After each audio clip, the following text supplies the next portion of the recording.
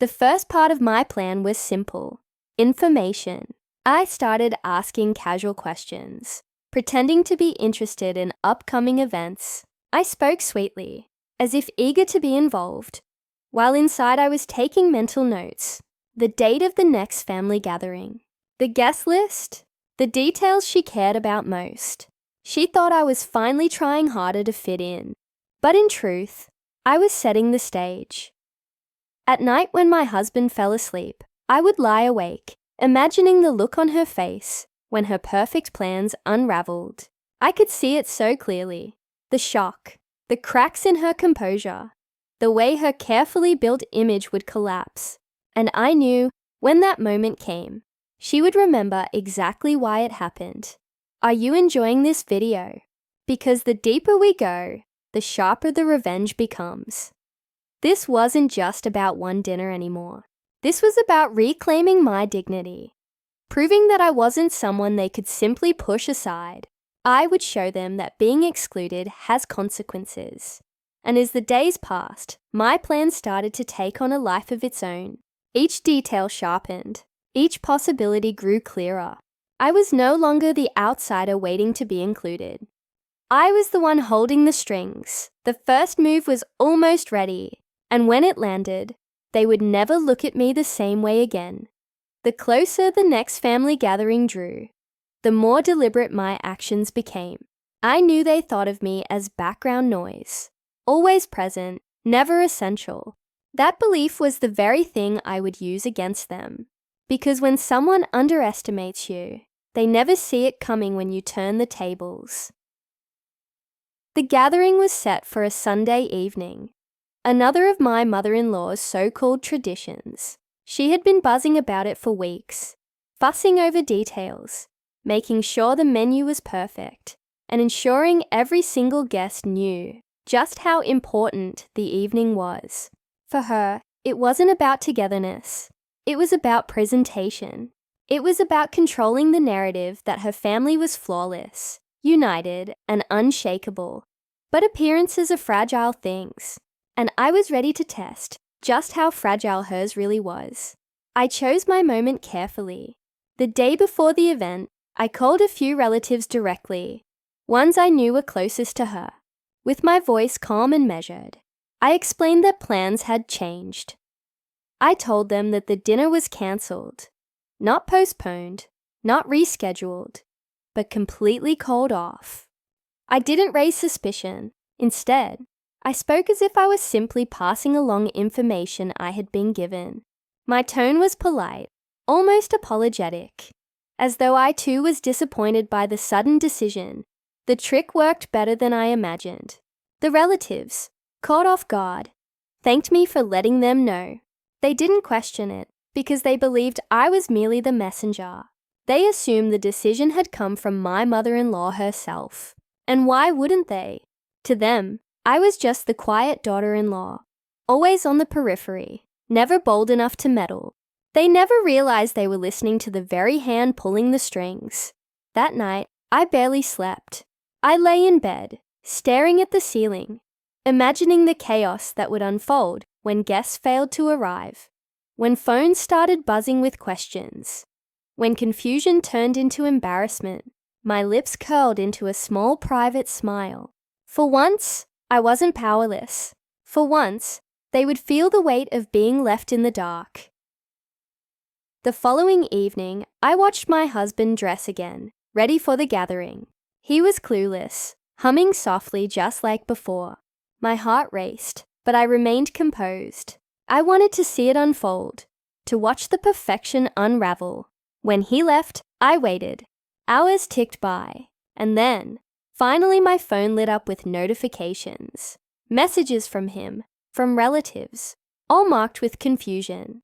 Where is everyone? Was this cancelled? Did we get the date wrong? The texts came one after another, a domino line of bewilderment. And then came the call from my husband, his voice low and tense.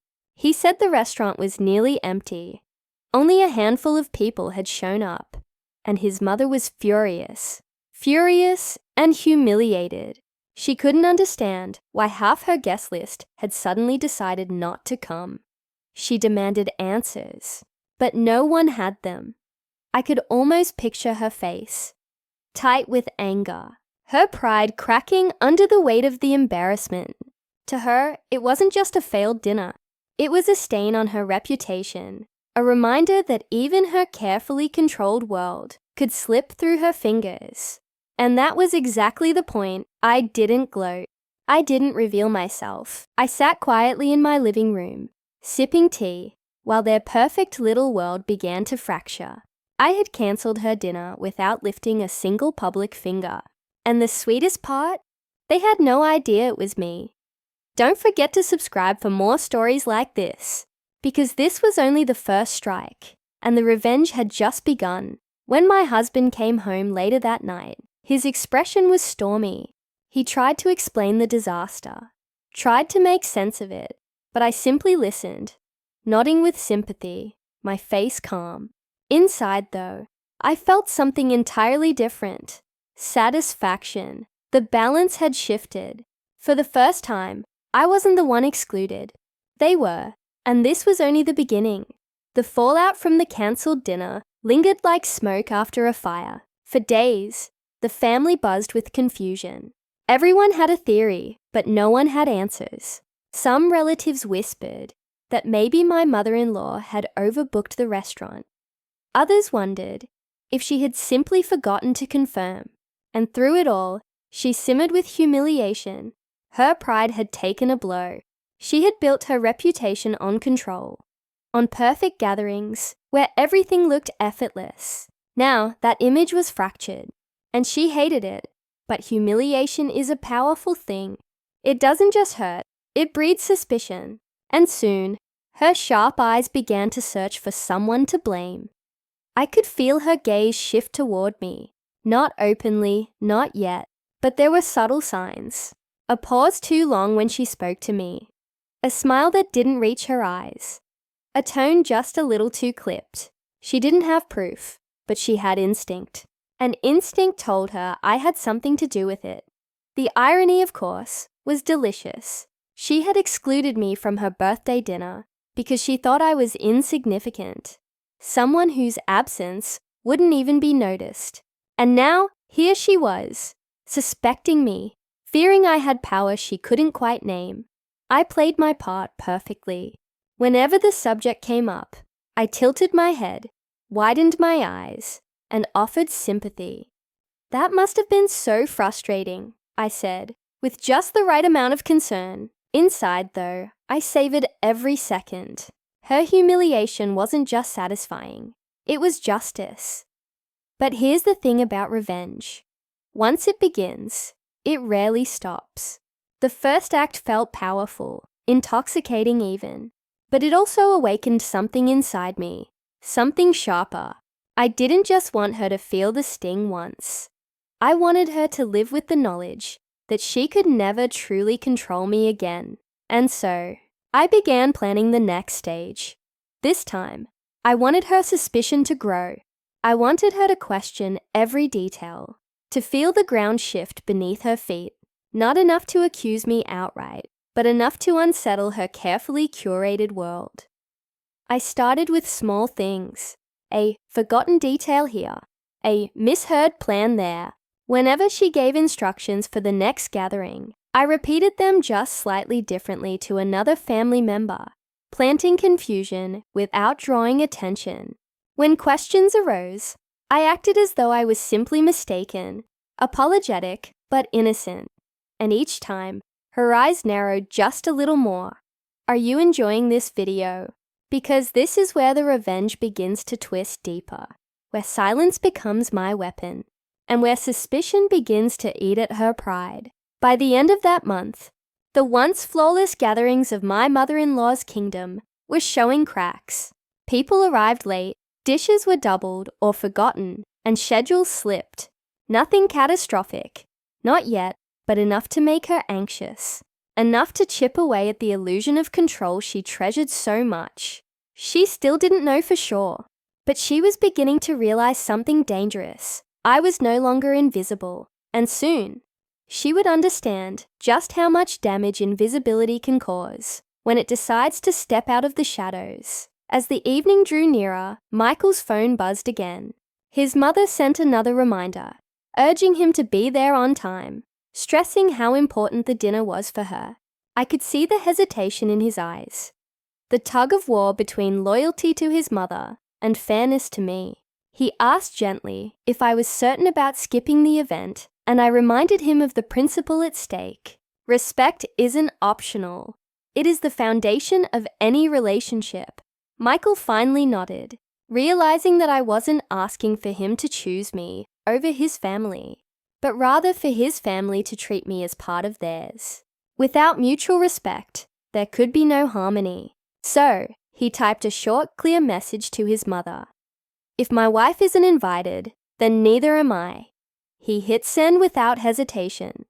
The silence that followed was thick.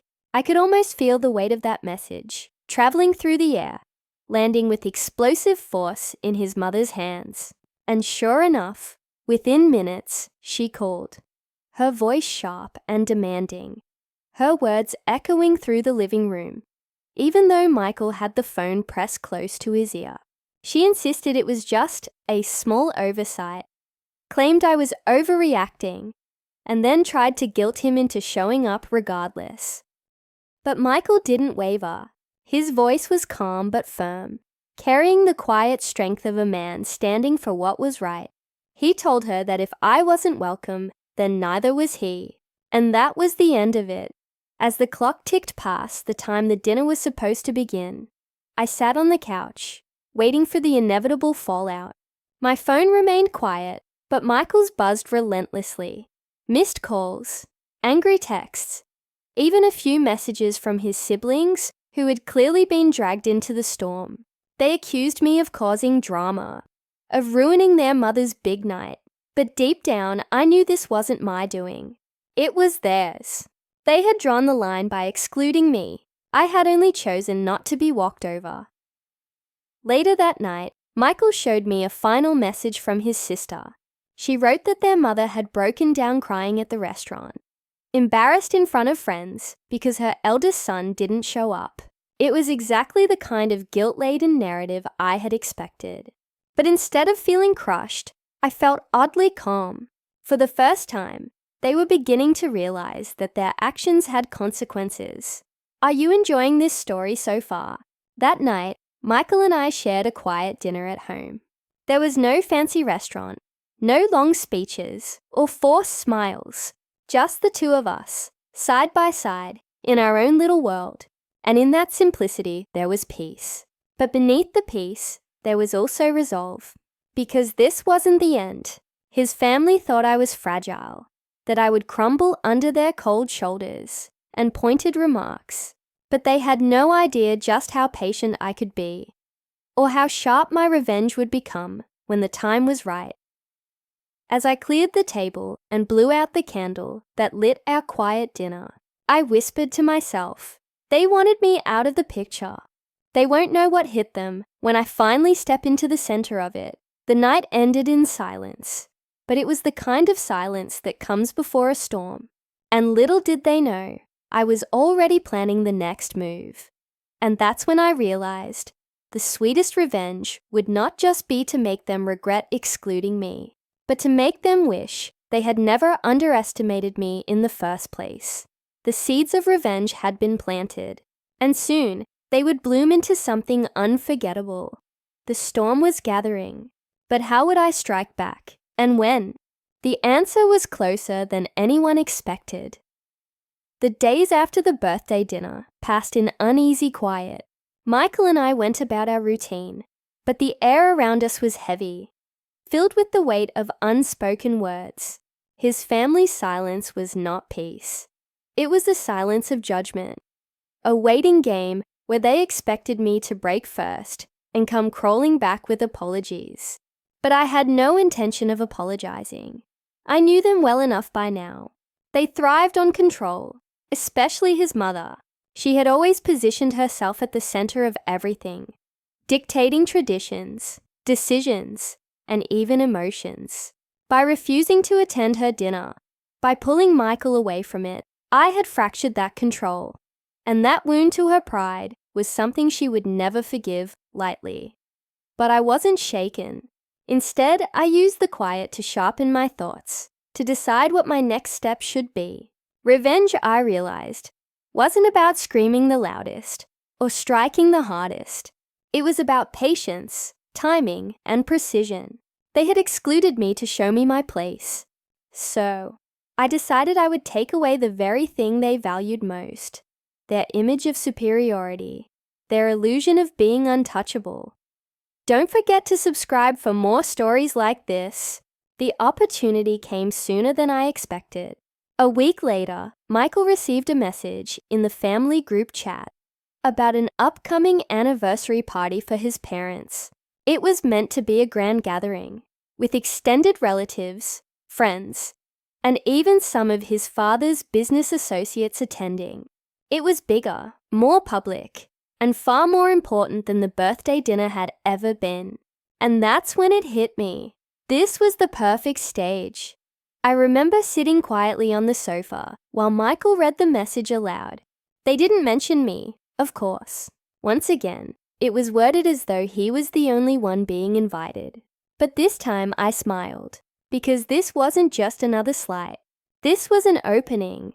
I leaned back, thinking of all the times they had whispered about me, dismissed me, or painted me as unworthy. Now, I had a chance not only to prove them wrong, but to expose them, subtly, carefully, in a way that would leave them humiliated by their own actions, not mine. Michael looked at me, waiting to see how I would react. I could tell he was torn. He didn't want to abandon his parents on such an important occasion. But he also didn't want to betray me. I reached out, touched his hand, and told him softly, "Go, accept their invitation." His eyes widened, but I wasn't finished. "Go, but leave the rest to me." It wasn't about being petty anymore. This was about reclaiming my place, about showing them that no matter how hard they tried to erase me, I would not disappear. Instead, I would rise. And when I did, their carefully built facade of control would shatter. As the date of the anniversary party drew near, I prepared quietly, not with grand gestures or reckless anger, but with calculated calm. Because true revenge isn't rushed.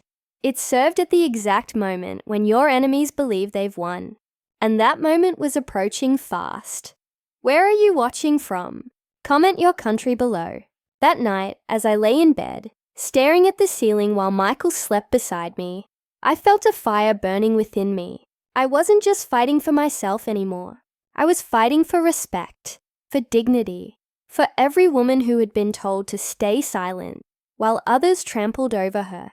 And I promised myself, by the time this anniversary party ended, his mother would never forget the day she tried to erase me. The anniversary was coming, and with it, the perfect chance to strike. But what exactly was I planning? And how would the night unfold? The answer would leave everyone stunned. The week of the anniversary arrived, and with it, a flurry of activity within Michael's family. His siblings chatted in the group chat about outfits, decorations, and the special guests who would be attending. Pictures of expensive gowns and rented venues filled the thread. And though I was left out of the conversation, I stayed silent. I wanted them to believe I was invisible. That was the power of it. When people think you are no threat, they let their guard down. Michael remained torn. Every time his phone buzzed, I saw the look in his eyes, a mixture of discomfort and guilt. He wanted to defend me, but he also wanted to keep the fragile thread of connection to his family intact. And so, I reassured him again and again, "Go, do what you need to do. Just remember, you're not going alone. You're taking me with you, one way or another." What he didn't know was that I had already started making quiet preparations. I reached out to a few extended relatives, people who liked me, people who had always treated me with kindness when his immediate family turned cold. I asked simple questions about the party. Nothing that would raise suspicion, but just enough to confirm the details. And with each confirmation, my plan became sharper, clearer. Are you enjoying this video? The key wasn't to storm into their celebration or demand recognition.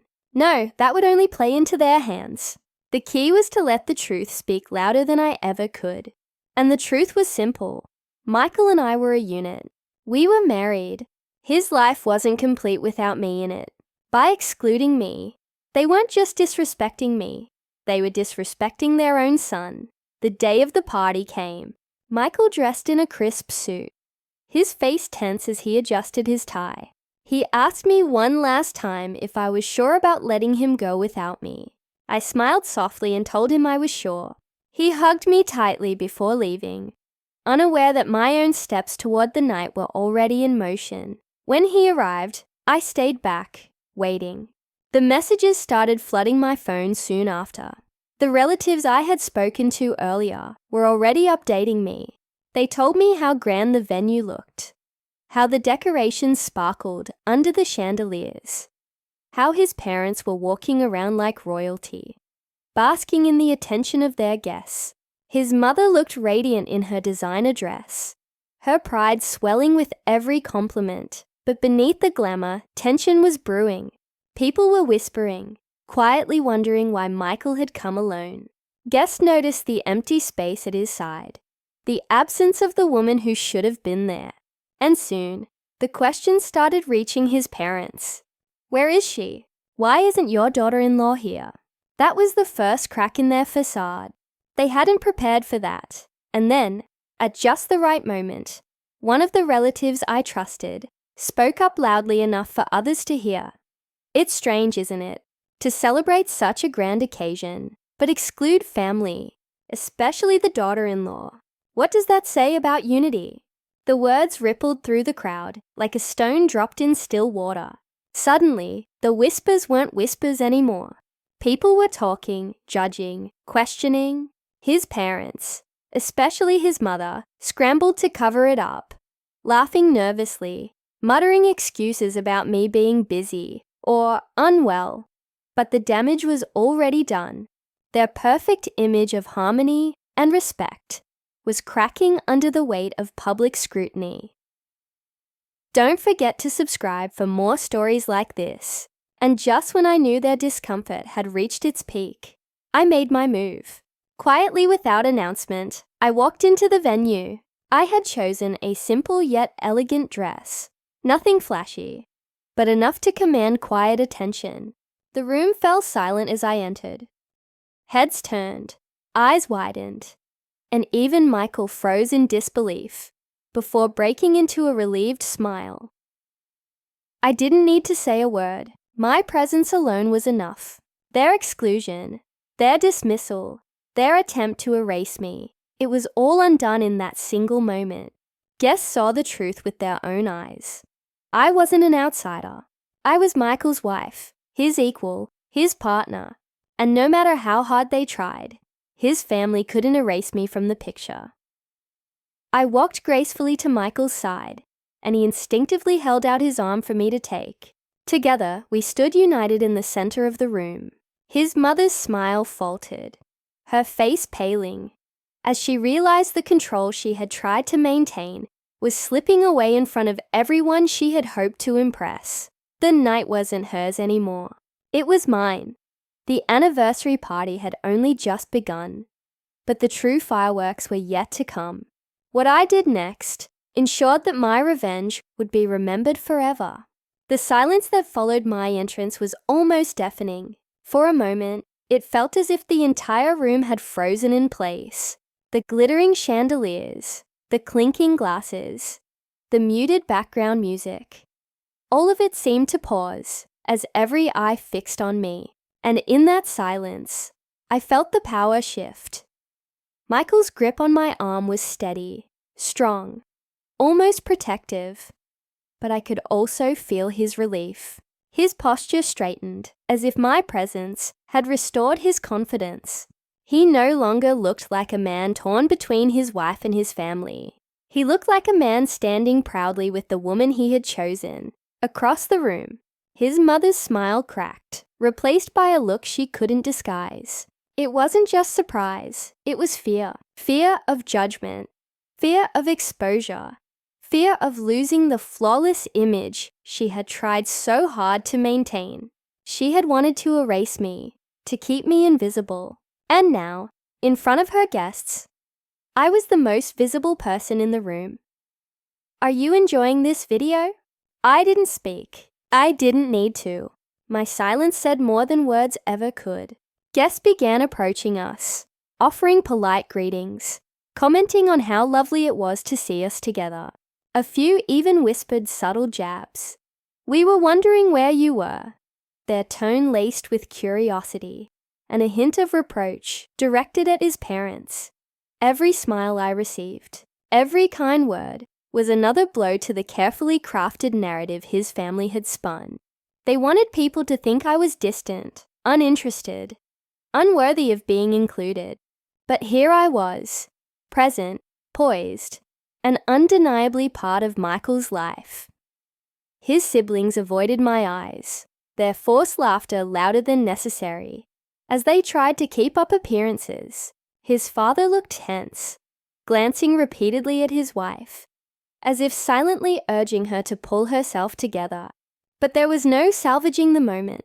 The damage was already spreading like wildfire, and the more they tried to contain it, the worse it looked.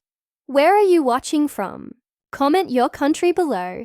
Later in the evening, the time came for speeches. His father took the microphone first, thanking everyone for attending and talking proudly about the years of marriage they were celebrating.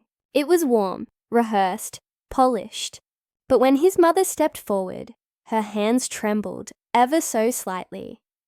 She started confidently, showering herself and her husband with praise, reveling in the admiration of the crowd.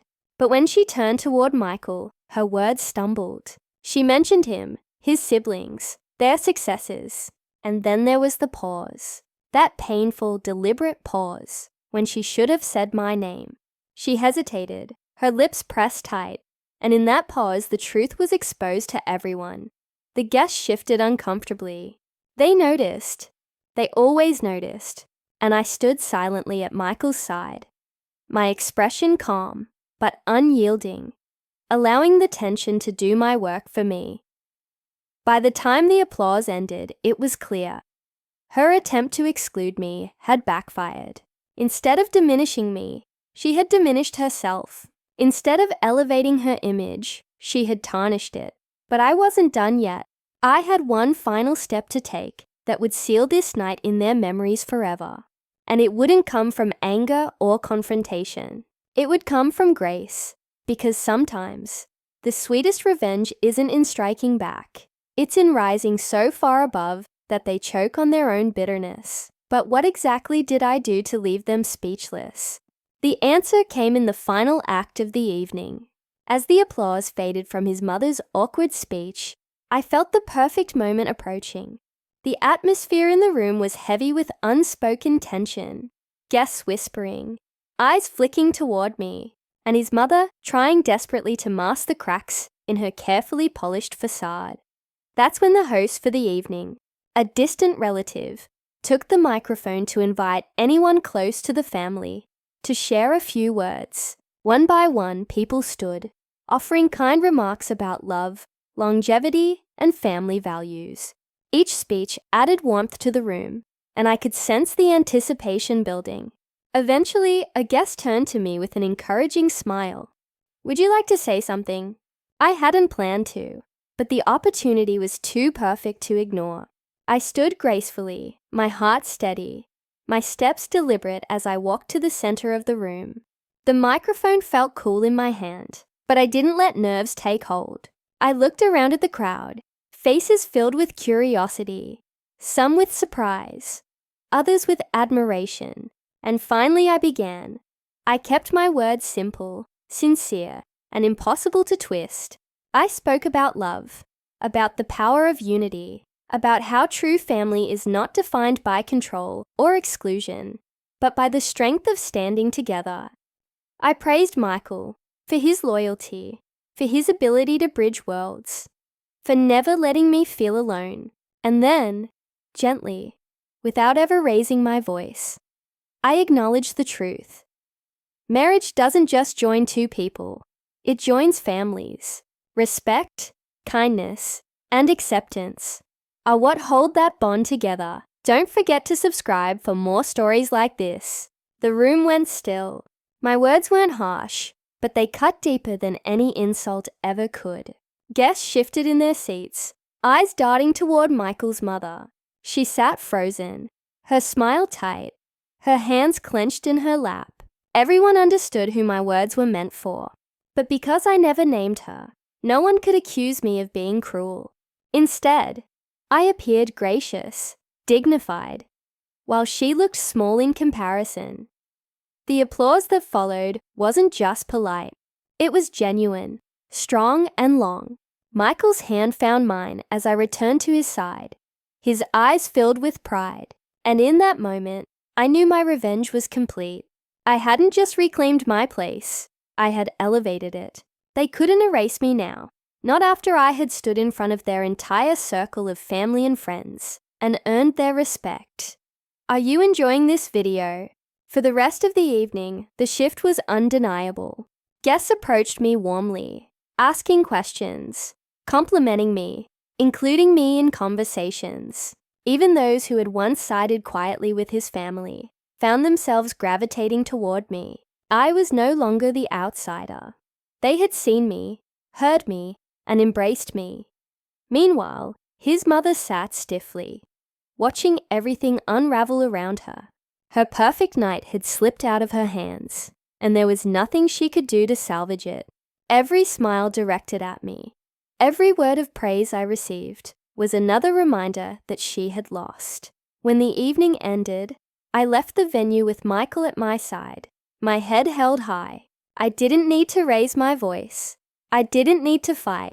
My presence, my words, my grace had been enough to win, and as the doors closed behind us, I knew the battle was over. My revenge had been served, not in bitterness, but in brilliance, and the taste of it was sweeter than anything I could have imagined. But the story wasn't quite finished yet, because revenge may end in victory, but its echoes can linger far longer than anyone expects. The night after the anniversary party, the house felt different. For the first time in months, I wasn't carrying the weight of exclusion or silence. I wasn't dwelling on their whispers or their attempts to erase me. Instead, I felt lighter, stronger, almost untouchable, because I hadn't just defended my place, I had claimed it. Michael looked at me with a new kind of pride in his eyes. He admitted quietly that he had never seen me so calm, so powerful. He realized then that my revenge wasn't about anger. It was about grace, patience, and timing. And in that, I had shown him a side of myself he would never forget. But while I felt victorious, his family wasn't so quick to let go. The fallout from the party rippled through their circle like wildfire. Relatives whispered about how awkward his mother had looked when she stumbled in her speech. They repeated the words I had spoken, calling them beautiful and thoughtful. And every repetition of my name stung her pride like a fresh wound. Are you enjoying this story so far? For weeks afterward, Michael's siblings kept their distance, replying to messages with short, clipped responses. His father, though polite, avoided direct conversation with me. And his mother, well, she was silent, completely silent. No calls, no texts, no invites. It was as though she was waiting for me to reach out, to seek forgiveness, to make the first move. But I never did. I let the silence linger, because sometimes silence is the sharpest revenge of all. And then slowly, the shift began. It started with small things. A cousin sending me a message, thanking me for my words that night. An aunt inviting me personally to a family brunch. Relatives who had once ignored me, now making an effort to include me. They saw me differently now, not as the quiet outsider, but as the woman who had stood her ground with dignity. That was when it hit me. My revenge hadn't just been about that dinner, or even the anniversary party. It had been about rewriting my place in their world. I hadn't demanded respect. I had commanded it. Where are you watching from? Comment your country below. Michael's mother had always been the center of attention, the one people admired, the one they turned to. But now, her shine had dimmed. Every time someone mentioned me positively, it chipped away at her pride. And every time she tried to pretend I didn't exist, it only highlighted her bitterness. The sweetest part was knowing I didn't have to lift a finger anymore. My revenge was complete, and now it was the echoes of that night doing the work for me. Still, deep down, I knew she wasn't done. People like her rarely accept defeat quietly, and though I had won the battle, I could feel it in my bones. There was still one more test ahead. The question wasn't whether she would strike back. It was when. And when she did, would I be ready? Weeks passed, and though the air between us and his family remained heavy, life slowly began to settle. I had expected Michael's mother to strike back sooner, to reclaim control in her usual way, but instead, she withdrew further into silence. It was unlike her, and for a while, I wondered if perhaps she was plotting something in secret. The truth came one quiet afternoon, when Michael received an unexpected call from her. For the first time in months, she asked to speak with me directly. Hesitant but curious, I took the phone. Her voice was calm, but beneath it, I could hear the cracks. She didn't apologize outright. That wasn't in her nature. But her words were edged with reluctant acknowledgement. She mentioned how people talked about your speech, how she had never expected you to handle yourself like that, and how she realized now that family appearances matter. It wasn't warmth, it wasn't love, but it was something, recognition, and that was all I had ever needed. Don't forget to subscribe for more stories like this. From that day forward, the dynamic shifted.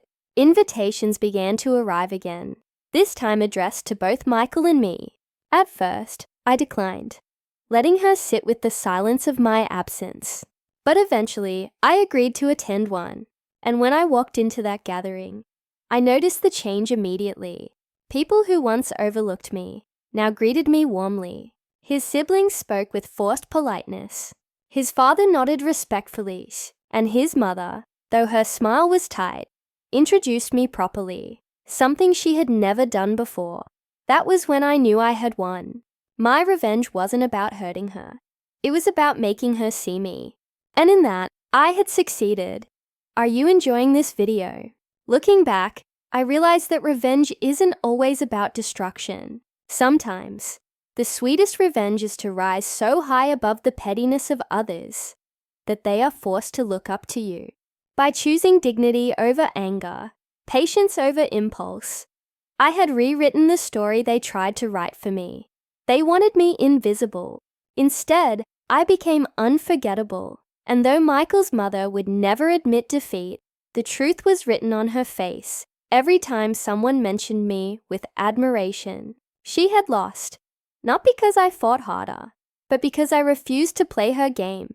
My revenge was sweet, not because it hurt her, but because it freed me.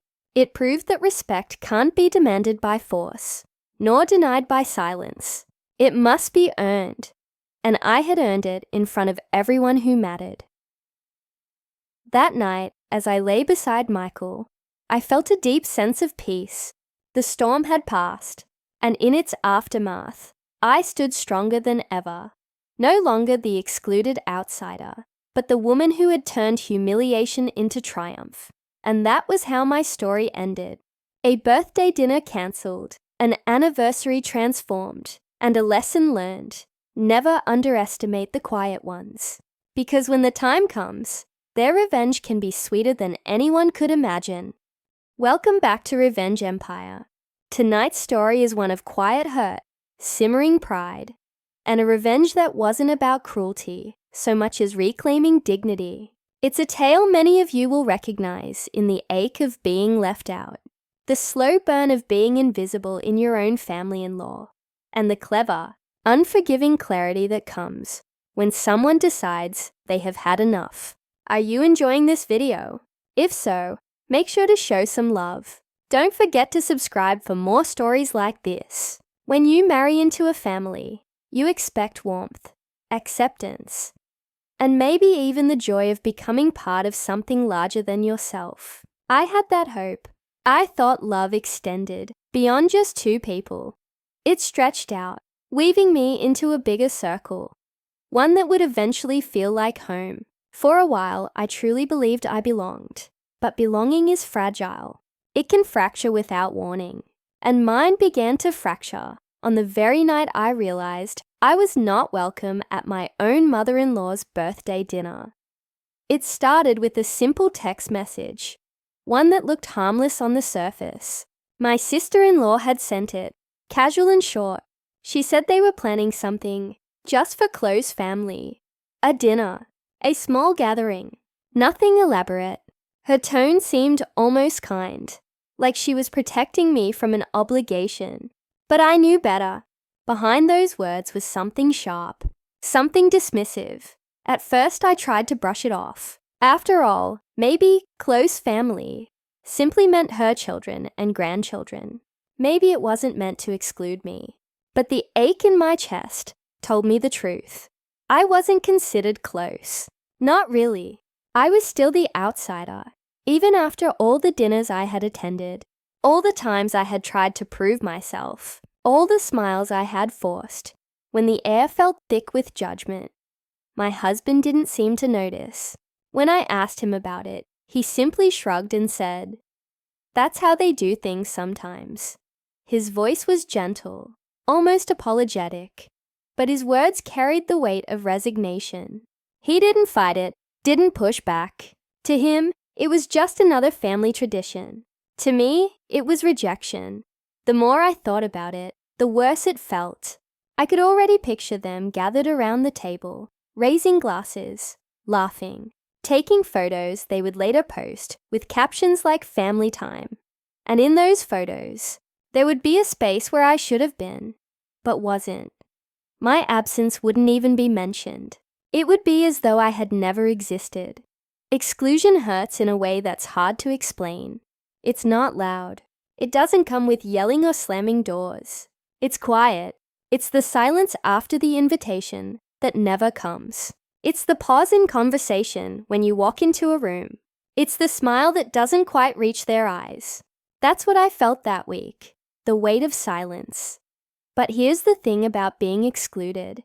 It plants a seed, and that seed doesn't stay small. It grows, it twists, it transforms into something sharper. At first, I only felt sadness, then humiliation, and slowly, quietly, it turned into anger. I realized something important that day. If I let them treat me this way once, it would happen again. If I allowed myself to be invisible now, I would remain invisible forever. And I wasn't going to let that happen. So, as my mother-in-law's birthday approached, while they laughed and planned behind closed doors, I started to think differently. I started to imagine what it would feel like if the script were flipped. If, instead of them excluding me, I made a choice that forced them to see me. That forced them to feel my absence in a way they couldn't ignore. That's when the idea of revenge first entered my mind. Not loud, not cruel, but deliberate. Calculated. The kind of revenge that doesn't just sting in the moment, but lingers long after. Are you enjoying this video? Because trust me, the deeper this story goes, the sharper it gets. And so, with the dinner looming closer, I made a decision. I would not stay quiet. I would not let them erase me. The night they expected to celebrate in peace was the very night I began planning to take that peace away. This was only the beginning. The day of the dinner arrived like any other. But for me, every hour felt heavy with unspoken tension. My husband was busy getting ready, ironing his shirt, humming absent-mindedly, not realizing that each stroke of that iron pressed deeper into the bruise I carried. He wasn't cruel, just blind. Blind to the way his family's traditions carved me out of the circle. I watched him leave, a smile on his face, unaware of how much that smile hurt me. As the door clicked shut, silence filled the house. It wasn't peaceful silence. It was the suffocating kind. The kind that reminds you that somewhere else, laughter is happening without you. I sat on the couch, scrolling through my phone, almost against my will. Within an hour, the first pictures started to appear online. My sister-in-law posted a shot of the table. Candles glowing, plates set, wine glasses sparkling. The caption read, "Family only night for Mom." The words cut sharper than a knife. Family only, as though I had never even been part of them. Then came the photos of my husband, sitting happily beside his mother, smiling for the camera. I wanted to scream. How could he look so at ease when I was here, alone, staring at the evidence of my own exclusion? Every photo was a reminder that I didn't matter to them, that I was disposable. But instead of letting the tears win, something inside me hardened. That seed of anger, planted days ago, was beginning to sprout. My pain was evolving into resolve. I wouldn't let this slide. I wouldn't let this night be remembered as just another happy family dinner. No. I would make sure it became something they would never forget. I leaned back on the couch, closing my eyes, and allowed my mind to wander. Revenge didn't have to be dramatic, not yet. It didn't have to be loud. The best revenge, I thought, was quiet, subtle, like a shadow that follows you long after you've left the room. I didn't want to destroy them. I wanted them to feel the sting of being dismissed, just as I had felt it. And I knew exactly how to do it. Their pride was their weakness. They loved appearances more than anything else. My mother-in-law especially thrived on the image of a perfect family. To her, birthdays weren't about turning another year older. They were about showing the world her life, her children, her so-called unbreakable bond with her family. She didn't just want a dinner. She wanted a spectacle, something picture perfect. And that's where I would strike. I began laying the foundation in my head, mapping out possibilities, imagining their reactions. Timing would be crucial. If I acted too soon, they'd dismiss me as bitter. If I acted too late, the sting would fade. No, I had to choose the perfect moment. The perfect move that would flip their smug smiles into looks of shock. My heart raced as I realized that I finally had power. For once, I wasn't the outsider begging for inclusion. I was the architect of their discomfort. Don't forget to subscribe for more stories like this. Because trust me, this was only the opening move in a game they didn't even know I was playing. By the time my husband returned that night, carrying leftovers in a plastic container, as though that was supposed to make up for my absence, I had already made my decision. I smiled at him, thanked him, and pretended to accept it all with grace. But inside, I was already planning how to make them feel exactly what they had made me feel. The night of my exclusion wasn't just a dinner I missed. It was the spark, the beginning of something far greater. And soon, my mother-in-law's precious traditions would crumble, one by one. The morning after the dinner, I woke up with an ache in my chest that felt both heavy and sharp. But beneath that ache was a strange calmness. I had already decided that I wouldn't let this go, and with that decision came clarity. The humiliation I felt the night before wasn't just pain anymore. It was fuel. I sat at the kitchen table, sipping coffee, and watched my husband scroll through his phone, smiling at the photos his family had posted. He didn't mean to hurt me, but he didn't see what I saw. To him, those smiling faces were love. To me, they were proof of my erasure. Proof that they were happy to celebrate while I sat at home, invisible. That's when the idea began to take shape. Not as a fleeting thought, but as a plan. If they could exclude me so effortlessly, then I would show them how much my presence and my choices actually mattered. I wouldn't scream. I wouldn't beg. I wouldn't even confront them directly. Instead, I would strike at the heart of what they valued most: control and appearances. My mother-in-law was a woman obsessed with image. She wanted every celebration, every tradition to be perfect, picture perfect. And she believed she was untouchable, the queen of her family's little kingdom. That was her weakness. If I could pull the rug from under that carefully polished image, I could make her feel exactly what she had made me feel: small, powerless, excluded. I began quietly observing, collecting details like puzzle pieces. I knew her birthday wasn't the only big event on the calendar. There were anniversaries, holiday dinners, and other milestones she planned months in advance. Each one was an opportunity, and each one was vulnerable in ways she didn't realize. I didn't want chaos for chaos's sake. I wanted precision, a strike so calculated that when it landed, they wouldn't even be able to blame me directly. They would only be left with confusion, humiliation, and the bitter taste of their own exclusion turned back on them.